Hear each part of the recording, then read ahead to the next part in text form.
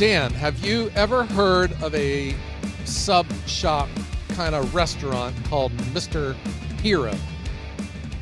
I have not. Mr. Hero. I thought it was like a national brand. It's kind of fast food, kind of slow fast food. They make submarines or grinders, whatever they call them. Oh yeah, isn't there one called like Jersey Mike's or something? Or I don't. Yeah, this one I thought it's a long time brand. They have a sandwich called the Mr. Hero, but we Ooh. have a franchise here in town. I don't go to it that often because right next door is my favorite sub shop in the world. I think that the best subs in the country are right here in Cortland, Ohio. Love it.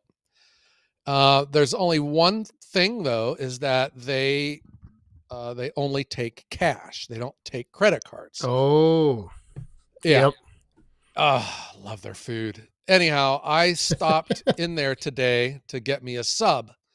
I was returning from a delivery. I needed to wolf something down to get my truck loaded up for another one. And I get out of my truck and I just realized I had no cash on me. Uh-oh. You know, Problem. when you're a wealthy firewood magnate in in Northeast Ohio, we don't carry cash. That's so 20th No. century. What? Yeah, so 20th century. Yeah, so I stop and try to process what I just got myself into. And I thought, you know what? I'm just going to go next door and get me a Mr. Hero sub sandwich. Hmm. So I did. It was good. I liked it. I still wish I'd have gotten my other one, whatever. But it just was, I am in business to make money. I understand that credit cards have an exchange rate. You got to give, everyone's trying to make money off the small business. No question. It's death by a thousand cuts. But at least for firewood, I had found that it's a way to make more money when you accept credit cards versus cash. It Yeah. seems like, yeah, that is a value and people are willing to spend extra for it.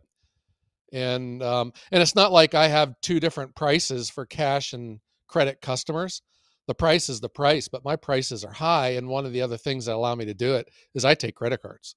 Yeah, I was just gonna ask if your prices were different because I've noticed in a couple places now there's like we went out to eat the other night and on the tab at the bottom there was two amounts. One if you paid in cash and one if you paid with credit. And I was Yeah. like, oh, this is interesting, but yeah, kind of crazy that a lot of people look at that. I mean, credit. A lot of people that's the way they want to pay, and if you don't accept credit cards as a firewood business, as I'm sitting here looking at my latest addition to my entourage here is a little POS point of sale card reader There you that I have go. acquired. Yes, Look yeah. at you, man. Yeah.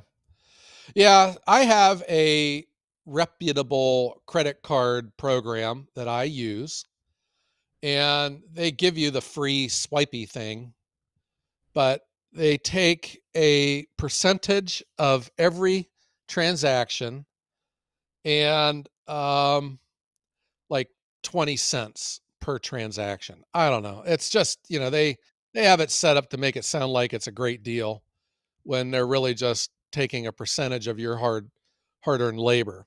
But the benefit to me is I like credit. I don't like dealing with cash. And it seems like all of the headaches that I've had with, did you give me the right amount? Did you not? Did I give you the right change? It's always cash. Credit card, I never have a problem. I'm not, well, you better knock wood. Yeah, yeah, you better watch. You don't Yeah. have problems with credit card. And, I have received tips, which I don't expect, nor do I care to get, whatever. Because, I think my service speaks for itself. I'm going to do no matter, even if you didn't pay me, I'm still going to do the exact same way. Right. But it just made me pause. Now, I stand here and say that this is none of my business. How you want to run your business is your business, not mine. But I'm still a consumer. And I guess there was nothing stopping me from going down the street to my bank to the ATM, but I just wasn't going to. And so they lost a sale over because they're trying to save, I don't know, 1.5% exchange on a $10 sub. They lost 15 cents of a, they would have lost the 50. Is that right? It's Yeah, right. my math Yeah, skills here. instead of having to pay 15 cents, they lost a complete sale, which was more Right. than 15 cents. Yep. Yeah. And I mean, that's probably, I guess that's one way to look at it. But then at the end of your quarter or your year, whatever you do for your taxes and your own accounting, you look at that that that line that you just mailed to the credit card company. You're thinking, "Holy cow!" You know? Yes. Yeah. But I think in firewood, a lot of people don't want to. They only want to deal with cash, and I think we all know the reason why. Right. I was just going to say, I think there's another reason why it's not paying the small percentage fee of credit card processing. It's another reason why cash remains king in firewood. Right.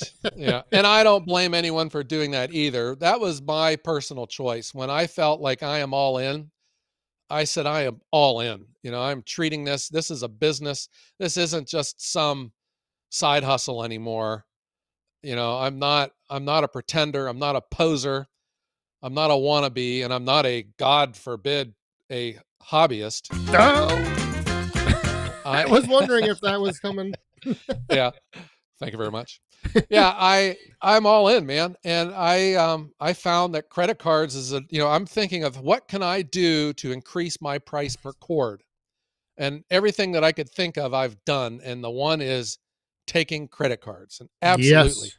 I do. I see this dollar amount that my program, it calculates for me how much I've paid in fees. It stinks, but it's not the end of the world. No. It's not going to make me or break me. But I think of all of the sales that I got because I take credit card. Yeah, I think you have to really look at not taking credit card is putting an inconvenience on your customer. Because let me ask you this question. If let's just say an average of $300, okay, for a cord. How many people do you think have $300 worth of cash laying in their house right now? Yeah, well, I hope you're not selling your firewood for No, but I'm just saying for 300 a cord. Yeah, but right. Whatever. For an example, I mean, because Okay. if you go higher than that, it becomes even less. Like I don't think right now there's $300 worth of cash in my house anywhere. Yeah. Like not laying around under the mattress or in a jar buried in the backyard. I mean, people just don't carry and hold cash. So I agree. if you want someone to pay you in cash, they have to go get the cash, and to me that seems like an inconvenience placed on the customer. Yeah. There's another challenge here in Ohio too, is that the state government imposed sales tax on firewood. And that's the other thing, Yep. I play by the rules. I charge sales tax. And people pay it too. But then, I still have people that will pay cash, and then there's a lot of rounding up and down. And I'm one of these guys. I don't split hairs. If it's close enough, it's good enough for me. But I have to pay my Ohio sales tax twice a year. So like in July and January, I have to pay. So like people will pay their sales tax. That is added onto their bill, and it goes into my bank account. It's on the check. So I cash it. It's on the credit card. It goes right into my bank account, and it sits in there. And that's could be money that I'm going to spend. But guess what? I every anytime any money that comes in that's tax, 100% Yep. goes. Any I money, write it. yeah, any money that comes in, you have to remember, what about the taxes? What about the taxes, Dan? That should be the title of our. That should be the title of our podcast. Yeah. But that's where I find, just credit card just makes everything so much easier on me. Yep. I don't like dealing with cash. I don't like having cash on me. Don't like it. But I'll still have one on me, when I want to go buy my sub sandwich in town. But what the heck, the guy don't take it. Well, I don't have any cash, so. And I was literally in the driveway, in the parking lot, out of my truck when I just remembered. Shoot, You got no yeah, cash. no No cash. cash. I Yeah. could have went across the street to my friend Sam's mower shop and bummed a $10 bill off of him, but Right. I probably Or I probably owe him money, so I just stayed away. stay away from there. Yeah. I told you when I go shopping, that was from my softball coaching career. There's like whatever it is about youth sports, there's people that love you and people that hate you. And I go into like Walmart or down to the grocery store aisle, and I was like, oop, got to go gotta turn You around and go the always other way. run into someone. Yep. Yeah, it's Oh either yeah. softball parents or someone I owe money to, so I just got to stay on my toes. Well, that's partially also because of you're becoming recognizable. I mean, there was something that just happened a couple days ago. You were once again featured on the local news down there. Yeah, the local news. Youngstown and the Mahoning Valley is an interesting place because Youngstown is a city. It used to be a major city, but it's pretty small now. But we are surrounded by major media markets: Cleveland, Columbus, Pittsburgh, uh, Erie, Buffalo, and even though we're surrounded by these big markets, we have all of our own media channels. There's CBS, NBC, Fox, Oh the yeah. the WB. Yeah, and we have good local news. Anyhow, this other channel, channel 27, WKBN, came out and they did a story about firewood and firewood sales and educating customers on how to purchase firewood and to avoid scams, which seem to Oh be pretty popular these days. yes, big time. Yeah. Big red flags out there flying with the firewood online. For the life of me, and the guy, so the the newscaster guy, he came out with a cameraman, and they're very nice. We had a real fun time, but I could tell, really didn't have a lot of exposure or knowledge about firewood. It didn't, it just wasn't his thing. Didn't register with him. So I did a lot of educating with him because he also had to write the story and broadcast that.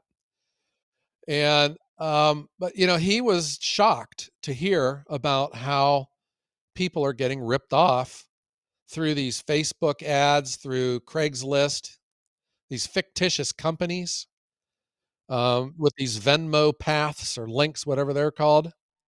Yep. Yeah, PayPal, just you need an email address and you can pay through PayPal or your deposit, or some of them ask for full payment up front before they deliver. right. Yeah, and that's what I was talking with him, and that's when I started. I don't. You've been victimized by this, as have I, as has the Wood Hounds podcast. If you recall, we had a email from a listener. Well, she wasn't a listener, but she found us because they bought firewood off of the Wood Hounds in like Nebraska somewhere, and they got robbed. They got taken of their money. They gave the guy money up front, and he never showed up. And that's when we were first made aware of this. But then you learn this has been going on for a while. I had a friend in Colorado send me an advertisement from their local Facebook marketplace where Ohio Woodburner is selling firewood in his town in Colorado Wow. with my name, my pictures from my social media, and someone's ripping people off with my name. And I know it's happened to you too. Yep. It's in it. And the sad thing is there's nothing you can do about it. If someone's using your image, there's all you can do is report it, and then sometimes it gets taken down, but for the most part, it doesn't. And there's Yeah. nothing you can do.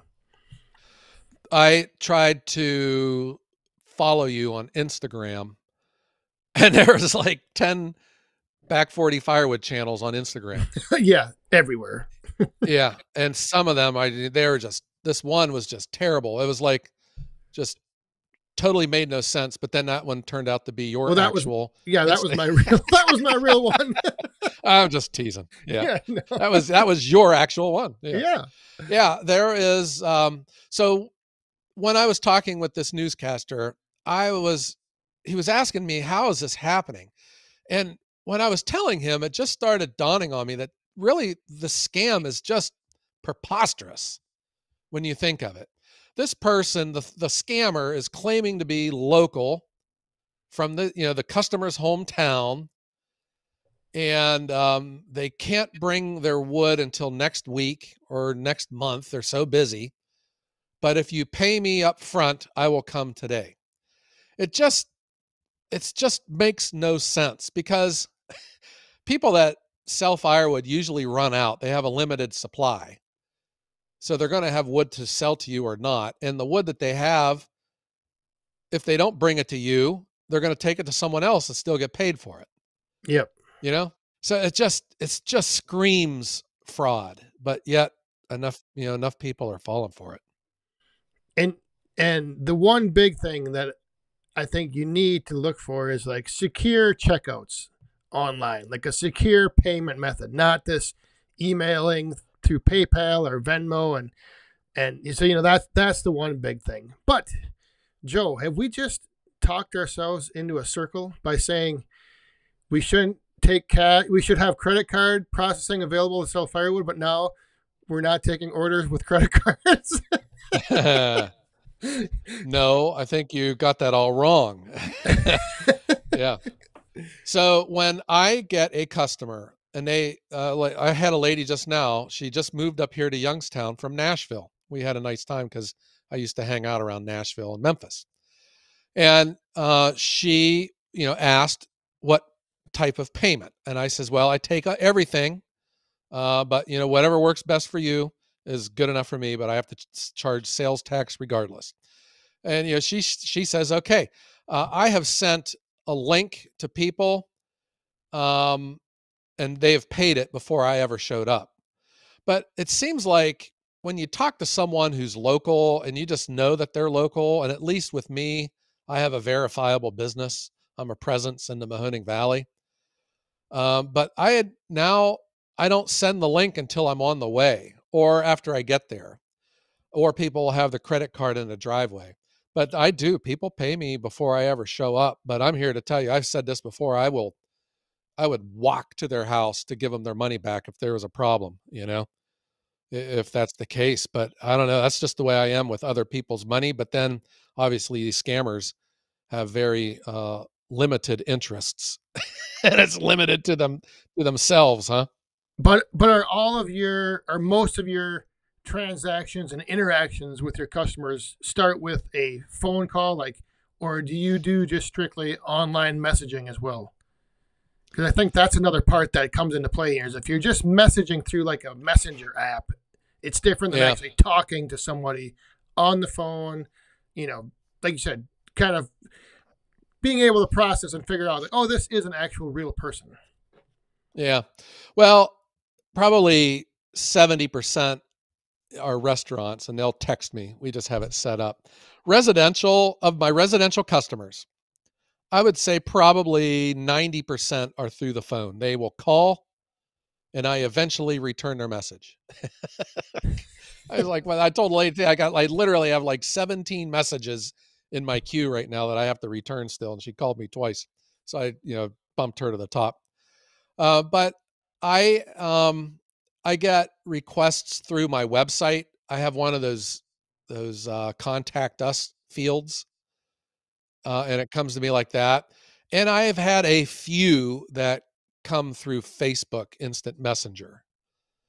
So, but I don't know. I guess I know who I am, you know, and I think that there are some that I didn't eventually call on the phone, but I'm not asking for, nor am I expecting payment up front, you know? And I think that's even different. Like for some people that maybe that deliver to certain areas where you want payment before you dump it onto the ground. I Oh I've never yeah. had to deal with that. I never had to deal with that, but that's different than, expecting payment and then I'll bring you your wood later in the day. That's outrageous in my opinion. Yeah, I think the bottom line is, if there's anyone out there who's in the position to shop and buy firewood, you know, try to be as informed as you can before you hit send with your payment. Yeah, well, unless you know darn well who this person is. Like I have some repeat customers that will pay in advance, but that's because we have an established relationship based on trust. Yes, first time But buyers is what yeah, he's talking about. Yeah. yeah, I would tell anyone, do not pay in advance for your firewood delivery. It makes no sense at all. None. No. I can't think of one single good reason why, you know, other than even if like the person needs the money to go buy it off of someone else to deliver it, I would hope that they had established credit with their supplier to where they could, get a load, deliver it, get the money, and then pay them when they come to get the next load. Yeah. Or they are responsible enough where they've built up their own little nest egg so that they can pay for stuff, to front the cash to their supplier until they get paid by their customer. But that paying up front, oh gosh, that's dirty. My other question for you is, if you accept credit cards, when will Ohio Woodburner accept Bitcoin for firewood? Yeah. I will be honest with you. I don't understand Bitcoin. I know what it is, but it's just off my radar screen. I don't even have Venmo. I have this one elderly customer asked me if I had Venmo. I thought that was kind of funny.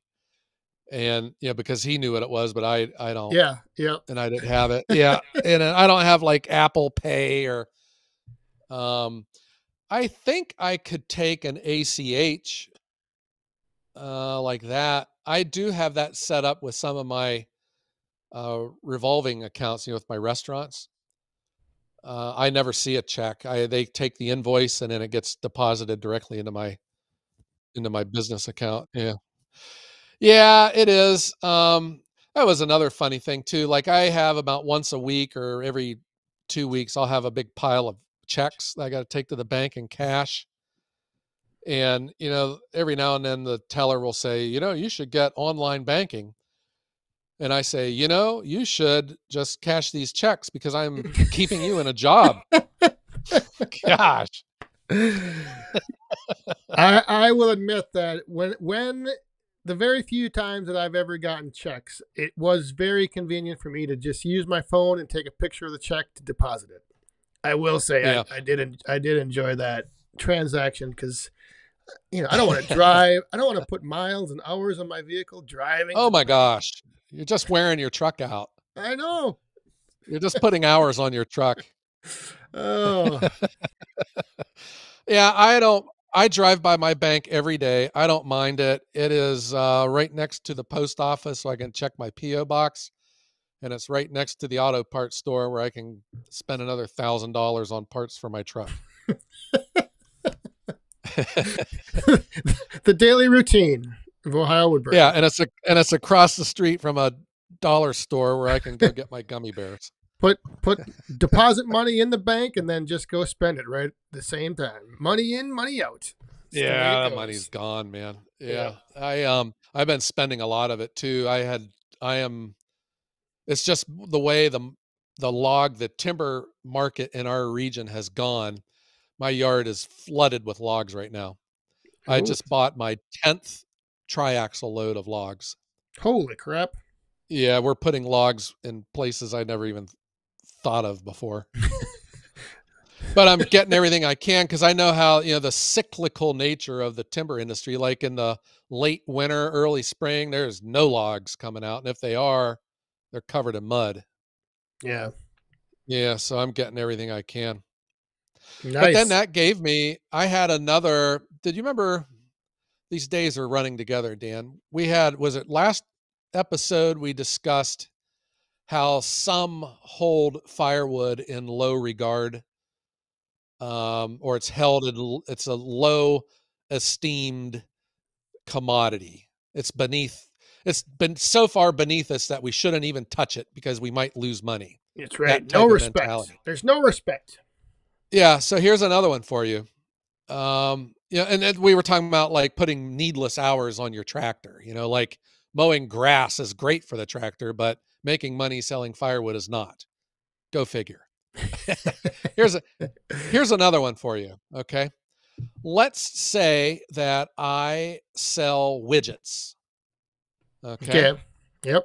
And then let's say I can buy the widget for $200 and I can sell it for $700. And I have a whole bunch of these widgets. Let's say I have like 50 widgets. Don't you think that I could go to my insurance guy and have my inventory insured for loss? You should be able to. Yeah. Yeah. Don't you think? Do Yeah. you think like the Ford garage down the road has an insurance policy on all those cars sitting out there in the lot? Yes. I would think so. I just realized that I have a lot of money sitting in my yard in firewood and in logs. And I talked to my insurance guy. I was like, what do you do here? I mean, this is a lot of money. He says, let me look into it. And he like called, I don't know, who do you call, like an underwriter or a something. And they said, there's no insurance. Sorry. Yeah. Yeah. Oh, yeah. I said, no. I said, well, okay. This is my livelihood. Yeah. Okay. There's money involved here. Not just what I paid for them, but the labor that I put into it and its retail value as it sits. And you're telling me I can't insure it. He says, no. I was like, well, there you go. Another low regard for firewood. The Rodney Dangerfield of commodities. Yeah. Jeepers. Yeah. Cause you can get like no, crop insurance. You can get you can insure all that. Yeah. Yeah. Yeah. I remember, was it like Tina Turner or someone like that had her legs insured? I'm serious. There's like people I have not heard that. Yeah. Oh yeah, that's true. Wow. Certain people, that have some, like Cindy Crawford's beauty mark. For us normal people, it's a mole. If you're like a supermodel, it's a beauty mark. Yeah, you can get these things insured. Everything seems like it can get insured, but firewood. Wow. Why is it, Dan? That is firewood gets no respect. Yeah. What is it? So your whole inventory worth however many thousands of dollars was worth nothing to the insurance agency. Yeah, evidently. Well, he had said, well, it can spoil. I was like, well, what the heck? I was like, if I had, 50 ham sandwiches sitting, in my refrigerator for sale, couldn't I, are you telling me you can't insure your inventory? Are you saying that all these grocery stores have all of the, $1 million worth of inventory in them and it's not insured? Are you serious? Come on. Wow. And, the firewood's it's my livelihood. And,